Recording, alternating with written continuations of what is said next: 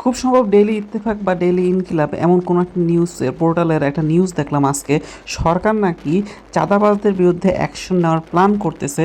এই যে আগামী মাস অর্থাৎ হচ্ছে গিয়া আহ, আগস্ট, আগস্ট না, এপ্রিল। এপ্রিল থেকেই নাকি সরকার হচ্ছে গিয়ে চাঁদাবাজদের বিরুদ্ধে অ্যাকশন নেবে, কঠোর অবস্থানে যাবে এবং তার দায়িত্ব নাকি সেনাবাহিনীদের দেওয়া হয়েছে এবং র্যাবকে দেওয়া হয়েছে। তো সরকারের নিঃসন্দেহে এটা একটা ভালো ডিসিশন, কারণ দেশে কিন্তু অলরেডি চাঁদাবাজের সংখ্যা অনেক বেড়ে গেছে এবং মানুষ কিন্তু চাঁদাবাজদের উপর খুবই বিরক্ত। এখন সরকার এটাও বলতেছে, আমি নিউজে দেখলাম যে প্রায় তারা অলরেডি প্রায় বড় রাঘব বল চাঁদাবাজ তারা শর্টলিস্ট করেছে, প্রায় 500 প্লাস, 600 650 অলরেডি তারা শর্টলিস্ট করেছে নাম। তো তাদের বিরুদ্ধে তারা অ্যাকশন নেবে প্রাথমিক পর্যায়ে।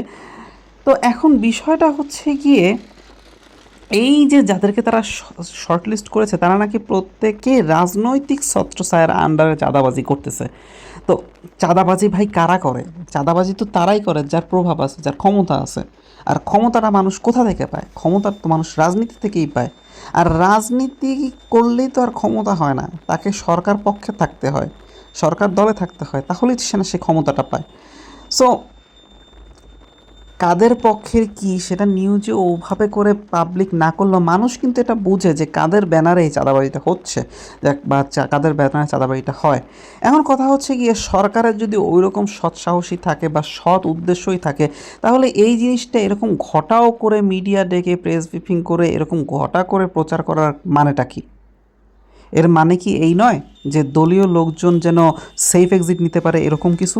সরকারের সৎ উদ্দেশ্যকে অবশ্যই সাধুবাদ জানাই। সরকার যেহেতু চাঁদাবাজদের বিরুদ্ধে অ্যাকশন নিতে যাচ্ছে, এটা খুবই ভালো একটা দিক। কিন্তু এই বিষয়টা এত ঘটাও করে এখন পর্যন্ত অ্যাকশন যেখানে শুরু হয় না, যেখানে সামনের মাস থেকে তারা কাজ শুরু করবে এবং সেনাবাহিনীর মাধ্যমে তারা এই বিষয়টা ডিল করবে, সবই ঠিক আছে, সবই ভালো।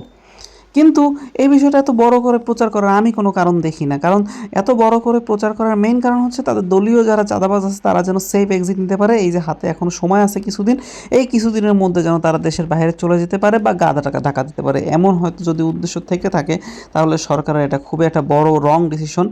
আমরা চেয়েছিলাম সরকার চাঁদাবাজের বিরুদ্ধে অ্যাকশন নেক, কিন্তু সেটা গোপনে নেক। হঠাৎ করে রাতের অন্ধকারে বা হঠাৎ করে সেনাবাহিনীর র্যাব একটা অ্যাকশনে চলে গেল, সেখান থেকে একদিনে ধরেন হচ্ছে গিয়া 50-60 জন চাঁদাবাজ ধরে নিয়ে আসলো এবং সেইটা বড় করে প্রেস ব্রিফিং করে মিডিয়াতে প্রচার করা হলো। সেটা এক ধরনের অ্যাকশন ছিল, বাট এটা কেমন ধরনের অ্যাকশন হলো আমি এটাই বুঝলাম না। যেখানে অপরাধীদেরকে আগেই সতর্ক করে দেওয়া, আগেই একটা প্রেস ব্রিফিংয়ের মাধ্যমে অপরাধীদেরকে জানান দেওয়া।